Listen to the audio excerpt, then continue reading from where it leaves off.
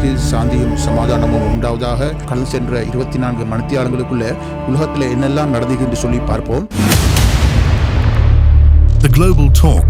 இந்த வகையில் காசாவில் ஹமாஸ் போராளிகளால் ஒரு 4 பேருக்கு மரண தண்டனை நிறைவேற்றப்பட்டுள்ளது. அதாவது பொதுமக்கள் பப்ளிக்காக ஒன்று கூடக்கூடிய இடத்தில் 4 பேர் கைது செய்யப்பட்டு அவர்கள் கொண்டு சென்று விசாரிக்கப்பட்டு பின்னர் பொதுமக்களுக்கு கொண்டு வரப்பட்டு அந்த 4 பேருக்கும் மரண தண்டனை ஹமாஸினால் நிறைவேற்றப்பட்டுள்ளதாக செய்திகள் தெரிவிக்கிறது. அதற்கான காரணங்களை அல் கஸாம் தற்போது வெளியிட்டுள்ளது. இந்த வகையில் மரண தண்டனை நிறைவேற்றப்பட்டவர்கள் காசாவுக்குள் இருந்து கொண்டு இஸ்ரேலிய படைக்கு உளவு பார்த்தவர்கள், ஒத்துக் கொடுத்தவர்கள். இவை மாத்திரமல்லாமல் அல் கஸாம் ஹமாஸுடைய செயற்பாடுகள், அவர்கள் வந்து போகும் இடங்கள், ஹமாஸ் கஸாமுடைய தளபதிகள் இருக்கும் இடங்கள் போன்றவற்றின் தகவல்களை இஸ்ரேலிய ராணுவத்துக்கு இவர்கள் வழங்கினார்கள் என்ற குற்றச்சாட்டில் இவர்களுக்கு பொதுமக்கள் முன்னிலையில் மரண தண்டனை நிறைவேற்றப்பட்டுள்ளதாக குறிப்பிடப்படுகின்றது.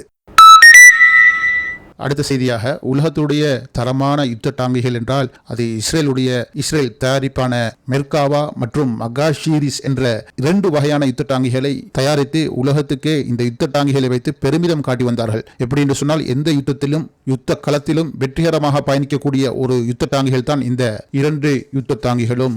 அதிலும் இந்த மெர்காவா யுத்த டாங்கி என்பது பல வேஷன் வந்தது. அதில் MK1, MK2, MK3, MK4 என்று புதிய வேஷனும் வெளியிட்டார்கள். இவை ஒவ்வொன்றும் 1000 கோடி ரூபாய்களை விட அதிகமானதாகும். அந்த அளவு தொழில்நுட்பம் வாய்ந்ததாக இவை மேம்படுத்தப்பட்டு வந்தது. இதைத்தான் நம்பி காசாவுக்குள் யுத்த களத்துக்கு கொண்டு சென்றார்கள். இறுதியில் என்ன நடந்தது தெரியுமா? இந்த ஹமாஸ் சும்மா $100-200 உற்பத்தி செய்யப்பட்ட வெடிகுண்டுகளை கொண்டு மெர்காவா சீரிஸ் 1, 2, 3 அனைத்தையும் அளித்தார்கள். இறுதியாக மெர்காவா 4 உற்பத்தி செய்யப்பட்டு காசாவுக்குள் கொண்டு செல்லப்பட்டது. அவையும் தற்போது இரும்புகளாக காசாவில் சிதறி கிடக்கின்றது. இப்ப இஸ்ரேல் என்ன செய்யறாங்க தெரியுமா? தங்கிட்ட யுத்த டாங்கிகள் எல்லாம் அழிந்து விட்டது. மிக சொற்பமான யுத்த டாங்கிகள் மாத்திரம்தான் இப்போது கையிருப்பில் உள்ளது. நம்முடைய தயாரிப்பெல்லாம் இந்த காசாவுக்கு சரிவராது என்று சொல்லி அமெரிக்காவிலிருந்து அதிக யுத்த டாங்கிகளை இறக்குமதி செய்து, அதாவது பணத்துக்கு வாங்குவதற்காக ஒப்பந்த நடவடிக்கை மேற்கொள்ளப்பட்டுள்ளதாக தகவல்கள் வருகின்றது. சிந்தித்து பாருங்கள் சகோதரர்களே, உலகில் தரமான யுத்த டாங்கிகளை உற்பத்தி செய்பவர்கள் என்றால் அது இஸ்ரேல் தான் என்று சர்வதேசத்தில் மமதை பேசி வந்தார்கள். இந்த யுத்த டாங்கிகளை அவர்கள் வேறு நாடுகளுக்கு விற்பனை செய்வதும் இல்லை. அதற்கு காரணம் என்னென்று சொன்னால், எங்கட தொழில்நுட்பத்தை மற்ற நாடு கண்டுபிடிச்சிருவாங்க. ஆகவே உற்பத்தியில் தரமான சாமான்களை எங்கட நாட்டில் தான் வச்சுக்கொள்ளணும் அப்படின்னு சொல்லித்தான் இவ்வளவு நாளும் இந்த மேர்காவா யுத்த டாங்கிகள் உற்பத்தி செய்யப்பட்டது.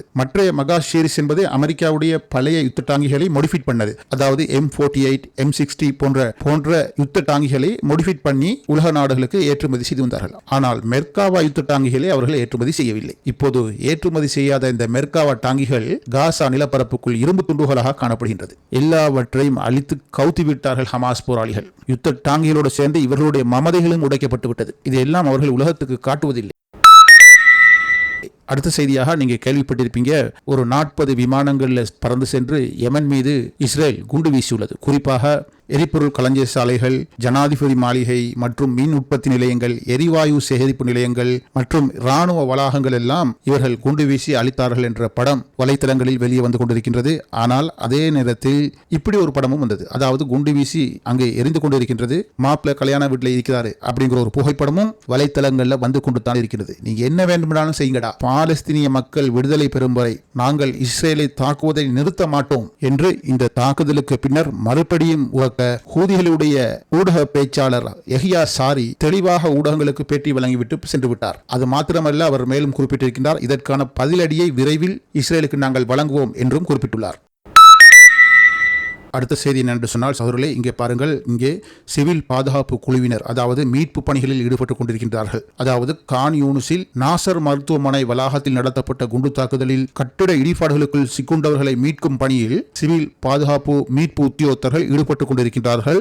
இவ்வாறு ஈடுபட்டுக் கொண்டிருக்கும் இன்னும் ஒரு சில தருணங்களில் தூரத்திலிருந்து இவர்களை மிக சரியாக குறிவைத்து, அதாவது மீட்பு பணிகளில் ஈடுபடுபவர்களை குறிவைத்து இஸ்ரேலிய ராணுவம் பாரிய தாக்குதல் ஒன்றை செய்வதை அல் ஜசீரா செய்தி உட்பட பல்வேறு செய்தி நிறுவனங்கள் வெளியிட்டிருக்கின்றது. இந்த இஸ்ரேலிய கொடுங்கோல் ராணுவம் மனிதாபிமான உதவிகளை கூட, அவசர உதவிகளை கூட செய்ய விடாது அவர்களையும் கொலை செய்யும் நடவடிக்கைகளில் ஈடுபட்டு வருகின்றார்கள். இவ்வாறு தான் சகோதரர்களே நீங்களும் பார்த்திருக்கலாம். ஆம்புலன்ஸ் அவசரமாக காயப்பட்டவர்களை தூக்கி கொண்டு செல்லும் போது ஆம்புலன்ஸை மறைப்பது, அதனை நிறுத்துவது, ஆம்புலன்ஸ் வாகனத்தை திறந்து உள்ளே காணப்படும் நோயாளியை எடுத்து வெளியே வீசுவது, ஆம்புலன்ஸ் ஓட்டுநரை கொலை செய்வது, ஆம்புலன்ஸில் உள்ள நோயாளிகளை கொலை செய்தது என்றெல்லாம் இந்த காட்டு மிராண்டிகளை பற்றி ஏராளமான வீடியோக்கள் வீடியோக்கள் காணொலிகள் உலகத்தில் வெளிவந்த வண்ணமே உள்ளது. அதுபோல ஒரு நிகழ்வு தான் சகோதரர்களே இது. அவசர தேவை, அதாவது மருத்துவமனை வளாகத்துக்கு குண்டு வீசியுள்ளார்கள். அவர்களை காப்பாற்றும் பணியில் இந்த காசாவில் பொது பணியில் ஈடுபடும் செம்பரை சங்கம் பணியாற்றி வருகின்றது. இவர்களையும் குறிவைத்து கொலை செய்யும் காட்சி அவற்றை காண்பிக்க முடியாது. இதனை எனது டெலிகிராம் சேனலில் நீங்கள் பார்வையிடுங்கள்.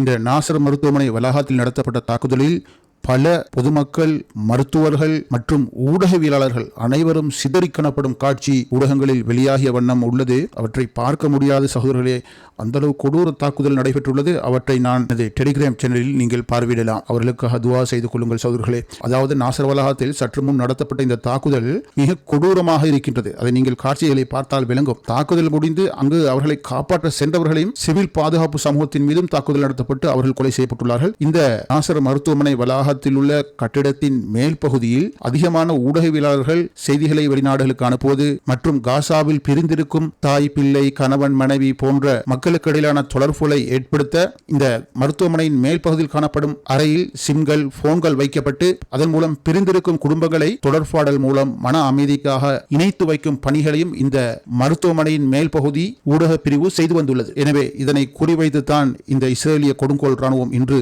மிக கொடூர தாக்குதலை மேற்கொண்டுள்ளதாக செய்திகள் தெரிவிக்கின்றது. நீங்கள் வீடியோவை பார்த்தால் உங்களுக்கு புரியும். அடுத்த செய்தி என்னன்னு சொன்னா, காசாவை அழிக்க போறோம் சொல்லி 80,000 படை வீரர்களோடு நாங்கள் தயாராகிவிட்டோம் என்று சொல்லி பெரியதொரு பில்டப் ஒன்று இஸ்ரேல் ராணுவம் ஊடகங்கள் எல்லாம் செஞ்சு வந்தாங்க. ஆனால் என்ன பில்டப் செய்தாலும் இறைவனுடைய கட்டளை அனுமதி இல்லாமல் ஒருத்தனுக்கு இன்னொருத்தன் ஒரு நன்மையும் செய்ய முடியாது, ஒரு தீமையும் செய்ய முடியாது. அது உங்களுக்கு தெரிந்திருக்கும். இந்த வகையில 80,000 பேர் என்று சொல்லிக்கிட்டு இருந்தவங்க இப்ப 60,000 பேரோட களத்தில் இறங்க போறோம் சொல்லி இஸ்ரேல் ஊடகங்களை சொல்லி வராங்க. சில நாட்களுக்கு முன்னுக்குத்தான் நீங்க கேள்விப்பட்டிருப்பீங்க, இப்ப படை நகர்ந்து கொண்டிருக்கிறது. அதாவது காசா சிட்டியை நோக்கி நகர்ந்து கொண்டிருக்கிறது. இன்னும் சில மணித்தியாலங்களை காசா சிட்டியை ரவுண்ட் அப் பண்ணி பிடிச்சிருவோம் அப்படின்னு சொல்லலாம் சில இஸ்ரேலுக்கு வால் பிடிக்கிற யூடியூபர்கள் உட்பட செய்திகள் எல்லாம் சொல்லி வந்தாங்க. ஆனால் சொல்லி ஏதாவது நடந்ததை கேள்விப்பட்டீங்களா?